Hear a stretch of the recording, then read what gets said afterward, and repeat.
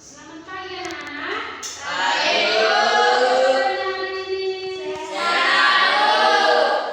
Baik, kita kembali akan belajar dalam pelajaran kita pada hari ini. Namun sebelumnya kita berdoa. Siapa dari adik ibu yang mau berdoa kepada Tuhan? Maju ke depan. Teman-teman, mari kita satukan hati, kita berdoa. Terima kasih Bapak, terima kasih Yesus. Sebentar kami akan memulaikan pelajaran kami. Kau berkati kami, kau berikan kepintaran kepada kami ya Bapak. Bapak, guru kami yang akan mengajar kami, kau berikan mereka rezeki ya Bapak. Ya Bapak, hanya yang di dalam kamu kekal sampai selama-lamanya. Amin.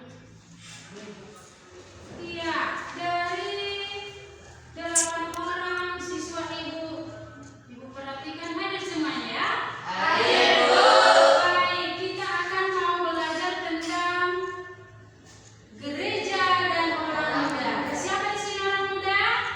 Saya. Masih kuat? Masih. Sekarang kita mau belajar tentang orang muda. Bagaimana orang muda itu? Kita melihat dari bahan Alkitabnya 1 Samuel 16 ayat 1 sampai 13. Lalu Yohanes 1 ayat 35 sampai 42. Oke. 1 Timotius 4 ayat 12. Inilah yang menjadi bahan bacaan kita pada pagi hari ini. Satu orang membacakan isi dari 1 Samuel 16 ayat 1 sampai 13. Iya, dari pembacaan yang sudah dibaca, kira-kira ibu nanya ya, kegiatan apa saja yang ada di gereja Nak? Iya, ada muda mudi, apa lagi? Latihan musik, Oh, latihan musik, iya, apa lagi? kebaktian pemuda, Kebaktian pemuda, apa lagi? Iya, pendalaman Alkitab. Ternyata di gereja ini dilakukan ya Nak. Orang muda terlibat nggak di dalamnya? Kita mau memperhatikan di dalam bacaan yang sudah dibaca tadi. Ternyata di dalam Alkitab pun Tuhan memakai anak-anak muda untuk kerajaan Allah. Melebarkan pekerjaan Tuhan. Yang pertama kita boleh melihat di sana, di mana dikatakan Samuel diperintahkan Allah untuk menggantikan Saul sebagai bangsa Israel. Hal yang pertama yang kita lihat, Daud. Dia adalah seorang anak yang muda. Bagaimana ciri-ciri Daud? Dari 1 Samuel 16 tadi yang sudah kita baca, Nak? Ya, dia pendek, apa lagi? Iya, dia berani. Lalu dikatakan di sana bahwa matanya elok gitu ya.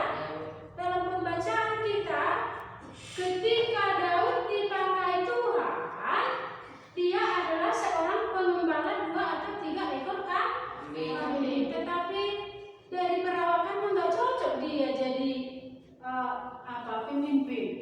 Tetapi Tuhan tidak melihat dari perawakan seseorang, tetapi Tuhan melihat apa Nak? Hatinya. Kalau kita lihat ketika Daud dengan Goliat itu orangnya bagaimana? Besar, gagah, tinggi, 2 meter lebih, 1 hasta dibilang di sana ya. Artinya apa? Goliat itu mengandalkan dari perawakannya, tetapi Tuhan itu memperhatikan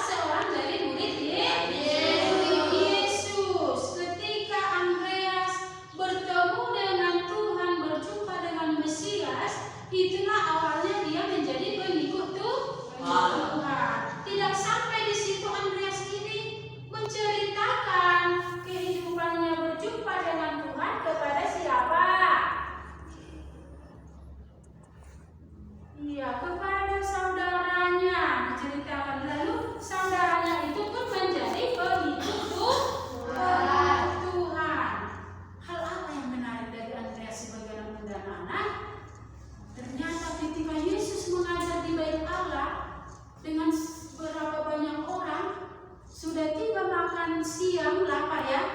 Iya, sudah tiba makan siang nggak ada makanan. Tapi hal yang baik yang kita lihat dari Andreas ini, dia pergi dan melihat ada seorang anak kecil membawanya kepada Yesus. Apa yang ada di bawah nak? 5 roti dan 2 ikan. Dibawanya itulah usahanya si Andreas ini dibawa kepada Yesus. Lalu Yesus berdoa memberkati 5 roti dan 2 ikan tadi sehingga menjadi banyak.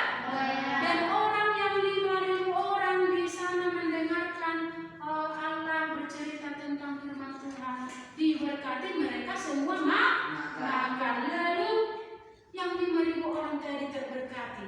Itu yang bisa kita lihat dari sikap Andreas ya, hal yang baik. Yang kedua apa? Dia menjadi pengikut Tuhan, bukan sampai di sana. Kalau orang mati disalibkan kepalanya kemana nak? Ke atas ya. Tetapi penderitaan Andreas, dia menjadi mati martir. Bahkan dikatakan salibnya itu berbentuk X. Supaya apa? Supaya lengkaplah penderitaan yang dialami dan matinya lebih lama. Itulah sebagai orang muda yang mau memberikan komitmennya kepada Tuhan, lalu sampai matinya pun dia serahkan kepada Tuhan. Mungkin badannya tersiksa ya, tetapi rohnya menyala-nyala kepada Tuhan ketika berjumpa dengan Tuhan di dalam kematiannya. Dan yang ketiga ada di sana siapa nak? Paulus sebelum bertobat dia adalah pembunuh orang-orang percaya. Tetapi ketika dia berjumpa dengan Tuhan, dia menjadi orang yang mau memberitakan kebenaran firman Tuhan. Dari ketiga hal ini Tuhan pakai sebagai orang muda untuk memuliakan namanya. Jadi jangan merasa saya masih muda, saya belum mampu, saya tidak bisa berkata-kata. Tetapi Tuhan melihat hati kita yang mau kita berikan kepada Tuhan. Jadi Tuhan tidak melihat, oh si ayah itu cantik, itulah kita bikin. Bukannya nak, Tuhan melihat hati kita sebagaimana walaupun dia contoh cantik, kalau nggak mau disuruh berguna apa enggak? Ya, itulah kita boleh melihat, belajar dari ketiga hal ini supaya apa? Hidup kita bisa lebih baik. Apa yang kita lihat tadi dari orang muda nak? Semangatnya tinggi, kekuatannya masih baik. Lalu anak muda itu bisa diandalkan. Oleh karena itu kita bisa menerapkan dalam kehidupan kita sebagai anak-anak yang dipilih Allah dari masa muda kita ini. Kita bisa menjadi orang yang memberkati. Kesimpulannya kita boleh perhatikan di sana. Yang pertama, orang muda itu adalah sebagai generasi penerus gereja. Iya. Mari anak didik kami di sini terlibat di dalam gereja nak. Seperti itu ya nak, bisa mengajar anak sekolah minggu, bisa juga di dalam pemuda remaja memimpin doa seperti itu ya. Kita latih di. Dan yang kedua apa? Orang muda harus belajar mempertahankan kelakuannya belia. Seperti yang diterangkan tadi, kita jangan tergoda oleh perkembangan zaman. Zaman bisa datang berkembang, tetapi kita bisa memilih mana yang baik dan yang buruk, yang benar. Ya. Lalu yang ketiga apa? Orang muda mampu melatih diri dari sekarang untuk masa depan. Iya, kita latih dari sekarang supaya masa depan kita indah. Iya. Bagaimana dengan gereja? Gereja membutuhkan orang muda untuk pelayanan ya. Supaya apa? Pelayanan gereja itu berkembang. Karena apa? Orang muda itu adalah sebagai tiang gereja. Kalau nggak ada orang muda di gereja, maka gereja itu pun akan perlahan-lahan menjadi tidak berkembang. Tetapi karena adanya orang muda bisa membuat inspirasinya bagaimana yang akan dilakukan sehingga suasana ibadah bisa berjalan dengan baik. Yang terakhir adalah orang muda